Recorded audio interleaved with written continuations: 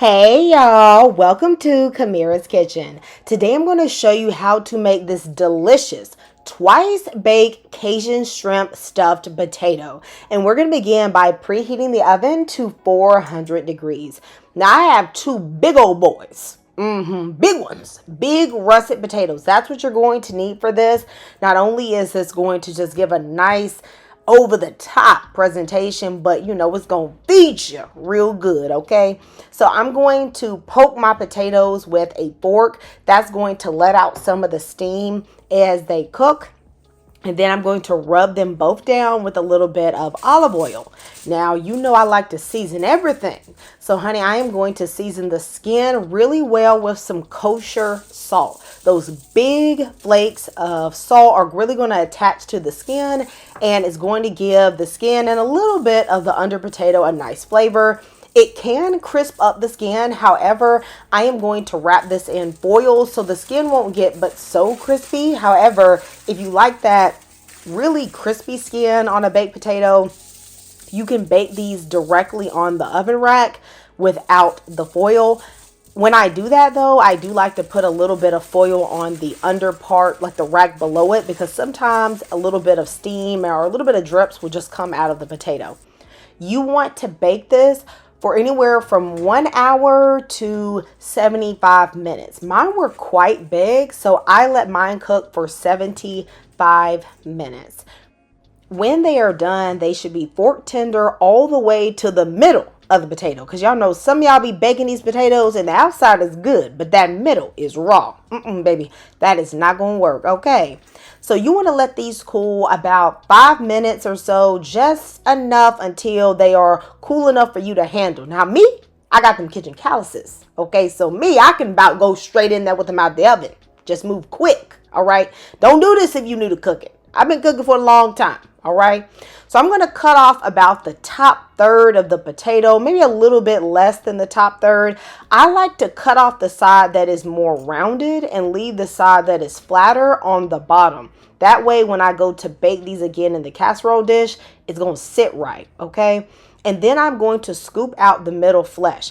Do not make the mistake of taking all the meat out all the way to the skin. You need to leave about a 1/2 inch rim or so thickness so that the potato can still keep its form. If you have a few spots that are a little bit thin, that's okay. But in general, especially on the sides, you need to make sure that you keep a little rim of that potato so that it can hold the weight of what you're about to put in there. I am, of course, not going to forget about the potato that's on the top. I'm just going to throw that in there too. Now, this is where we get full big back, full fat, full everything. Okay, so don't come on here saying this is healthy. No, it ain't. You saw that thumbnail. You knew exactly what you got into, honey. Okay, so I'm putting in 2 tablespoons of butter. I am going to add in some cheddar cheese. You can use any cheese that you like in your mashed potatoes, but I'm going for like a chive and cheddar mashed potato filling. I'm then going to add in 1/4 cup of heavy cream. You could instead use sour cream, but I already had this on hand, so that is what I used. You could even use a little bit of evaporated milk. At this point, you want to just season it to taste. Add as much salt, pepper, and cheese as you like, but don't go too overboard on the salt. I know potatoes are bland, but you are going to be adding a sauce on this, and you don't want it to be overly salty. I'm going to place this to the side, and then I'm going to work on my shrimp. I have 1 pound of medium shrimp, and into that, I'm going to add 1/2 of this shrimp sort of jumbo Maggi cube. If you don't have this, just leave it out. You can just replace it with salt. I'm going to season the shrimp with Cajun seasoning, lemon pepper, garlic and onion powder, paprika, as well as some chili flakes. You can season the taste, but I will add some measurements for these spices in the description box. I'm going to add most of the seasoning, but I am going to leave about 1 teaspoon behind. I'm going to save that to flavor my sauce. I'm going to mix the seasoning all over my shrimp. And then I'm going to go ahead and prep my vegetables because the shrimp will cook very quickly. And then very soon after that shrimp is done, I am going to need to cook these vegetables. So this is the equivalent of about half of a bell pepper and about a fourth of a medium onion. You want to cut the vegetables very small. Do a small dice because you want them to sort of melt into the sauce. I'm also going to use one spring onion and some fresh chives from my garden. If you've been loving this recipe so far, go ahead and leave that shrimp emoji in the comments. Now, and if you are allergic to shellfish, baby, we're going to pray for you, okay? Because we're going to hope your taste buds open up so that you can enjoy this goodness that we got going on here, all right? Now, I am in a skillet on a medium-high heat. I am going to add butter and olive oil and put in all of my shrimp. This shrimp is going to cook quick. This is not the time for you to walk away, go to the bathroom, look around. Honey, you better keep your eyes on the shrimp. Because really, you're just going to cook them for about a minute per side. The shrimp may not be totally cooked, but remember, they're going to get cooked again. So if you cook it perfectly or if you overcook it, please, God forbid, if you overcook it, it is going to become extremely rubbery, especially for the majority of the shrimp, which will be stuffed in. I leave out about 5 or 6 of the shrimp and just add them to my plate. Those ones I can cook to doneness, but the ones I know I'm going to bake again, you need to undercook them a little bit, okay? Just be mindful. And you may even want to just separate them on your plate. I'm going to remove the shrimp, then I'm going to cut the heat down to a medium low. At that point, I'm going to put in my vegetables, my onions, my peppers, and I'm going to begin to saute them. If your pan is too hot, you can put in about 3 tablespoons of water and that will cool your pan down. Once my vegetables have sauteed for about 3 or 4 minutes, I'm going to put in 4 cloves of minced garlic. I'm going to saute that for about 30 seconds until it's nice and aromatic. And then remember those seasonings we left off the shrimp? Well, this is where we're going to add it. We're going to put it right in with the vegetables so it can toast a bit on the pan and just give a really nice flavor.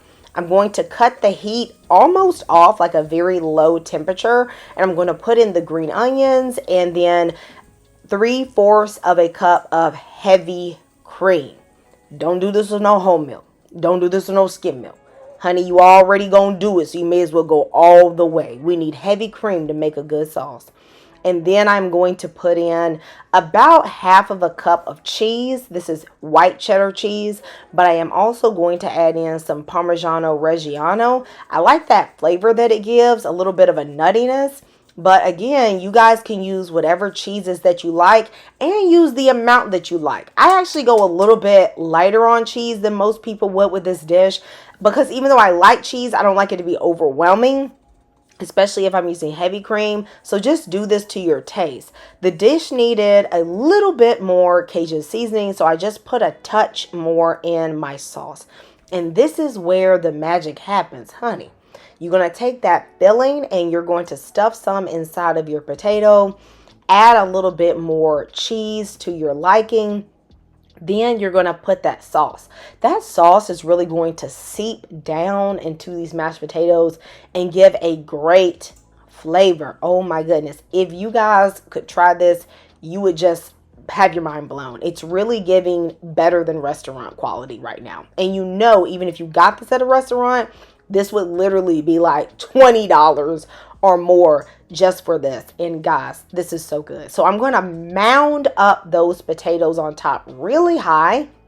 And then I'm just going to start sticking in as much shrimp, okay, as you want.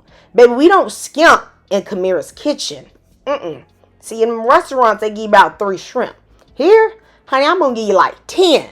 Okay, you're going to walk away feeling like you had some seafood today. I'm going to add a little more cheese on top, a little chive. Put this in a baking dish and you want to bake this for about 15 minutes. That's going to allow the cheese to melt, everything to warm back up. You know it's thick. You saw how thickums this is. So it's going to take a little minute for all them flavors to come together. And honey, look at what you're working with. Now this is enough for 3 people, you know, 1 big bad person, 2 normal-ish people, Baby, I couldn't even eat half. All right, I couldn't even eat half. All right, so let me know how much you can eat. And let me know if you're gonna make this in the comments. All right, I'll see you next time in Kamira's Kitchen. Goodbye, y'all, and God bless.